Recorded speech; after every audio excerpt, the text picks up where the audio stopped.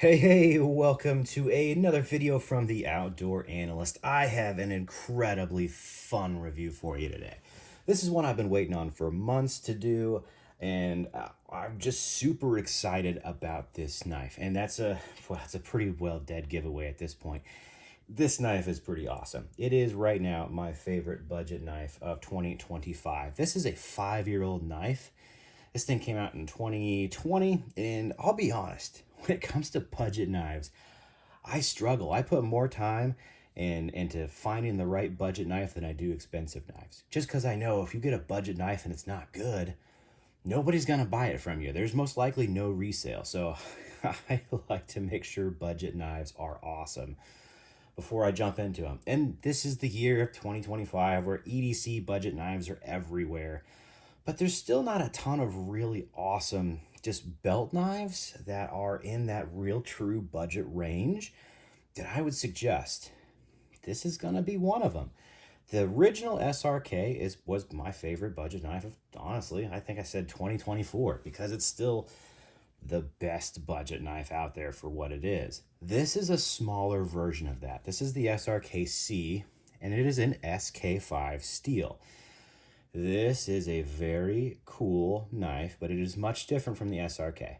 Someone says, hey, I want a truck knife, I want a tactical knife, I only got, 30 to 50 bucks. Okay, I'm going to tell you to go get the SRK, the big brother of this. It's much bigger, it's much tougher, it's much more just of a beast and a brute. And if that's what you're looking for, please get that. This is going to be the next level down for like an actual belt carry that is super comfortable and super useful around the house, the property, the garage. That's what this knife has been for me solidly, has been really my garage knife. So it's been doing tons of hosing, random man-made materials, lots of cardboard, and just whatever the heck needs to be done. That's what this knife does. You zip it open, sort of a soil bags. That's what this thing is, and it has done incredibly well. And this coating has actually held up incredibly well too. Absolutely, what a beast. Absolute beast of a little knife here. So what are you getting with this sucker? I'll just let you know size wise. It is about a 4.5-inch cutting edge that you're getting all around. I think from tip to butt, this thing's about 9.5 inches. The full blade, if you want to be a stickler, is 5 inches, but your actual cutting edge is like, maybe 4.5 in reality. Good 4-inch handle on here, and I have large to XL size hands.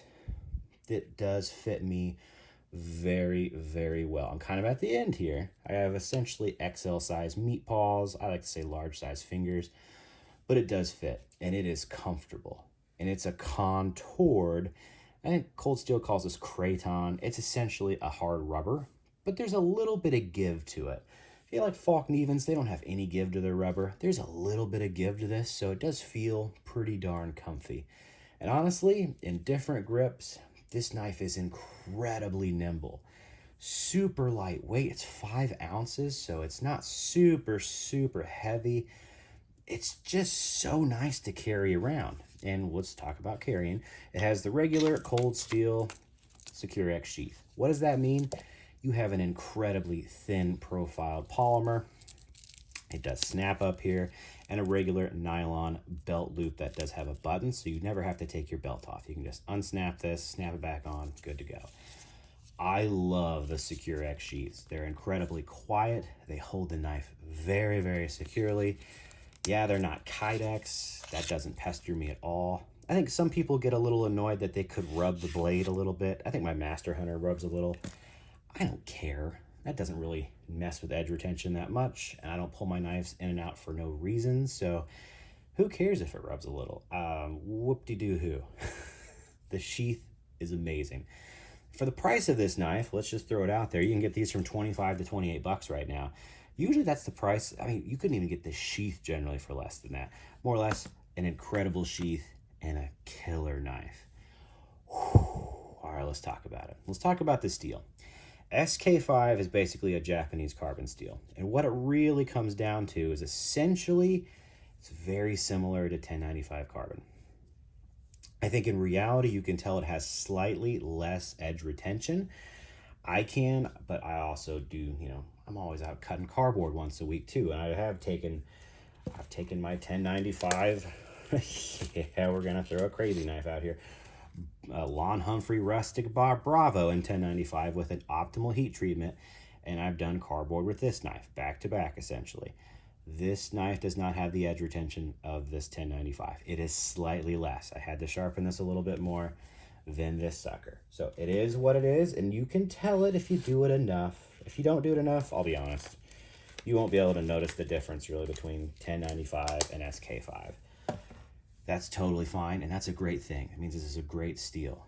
After I'm done doing 20 minutes of cardboard with this, I need to go legitimately put it on my Work Sharp hand sharpener and do 5 swipes, and it's back to razor pop and sharp. How long does that take? 45 seconds. No joke. This thing's razor sharp again. Why? Because I just got back from the garage. That's what I did with this again. Cleaned it up a little bit.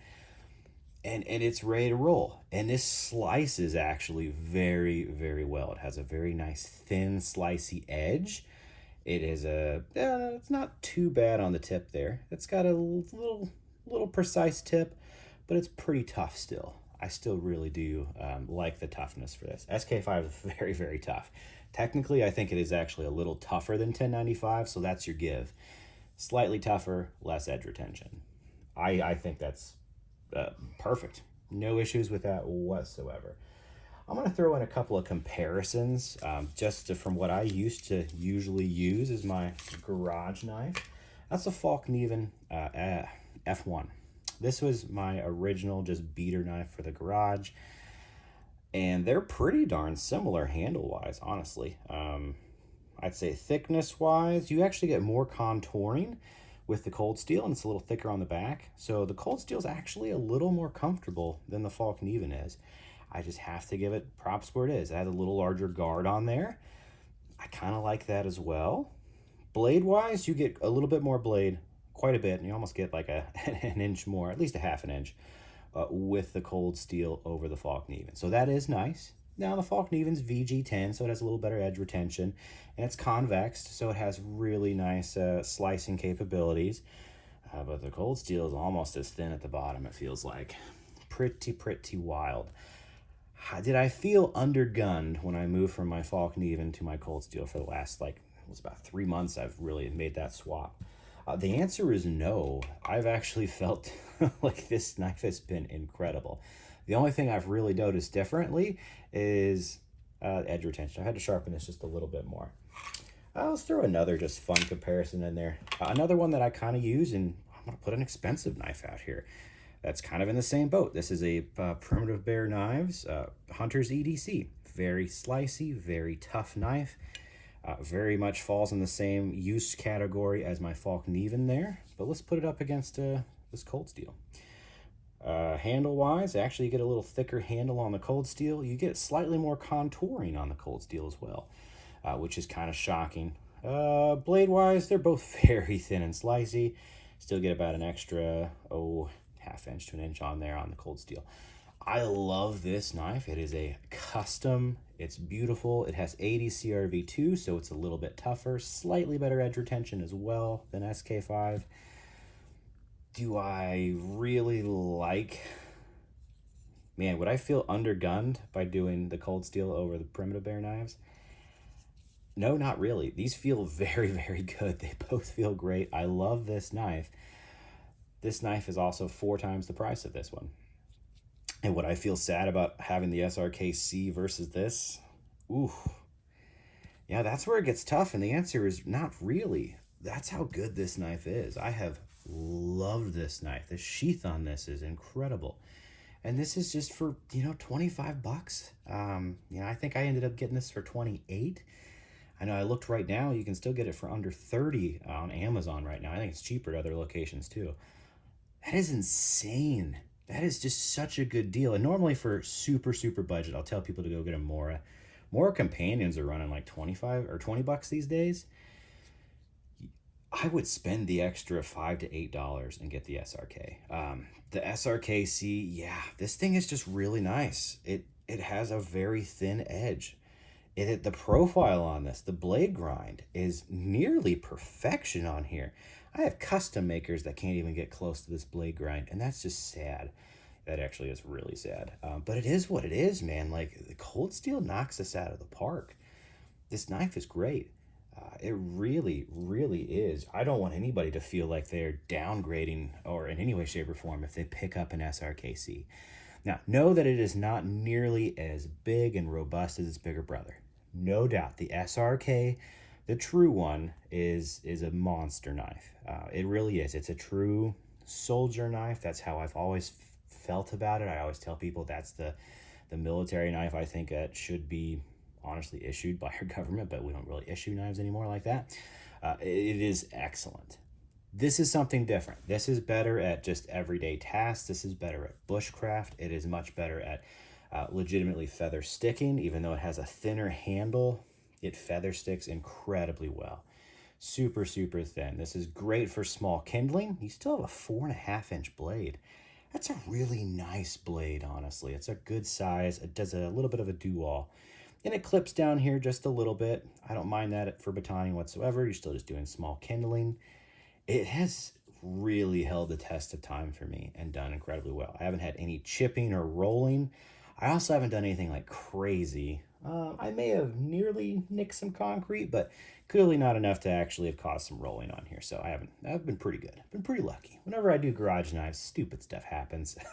But this thing it's just done incredibly well. I love it. I absolutely love this knife. I really like it. I almost think it's more comfortable than my Falkneven F1, which is wild. I have so much time on this knife.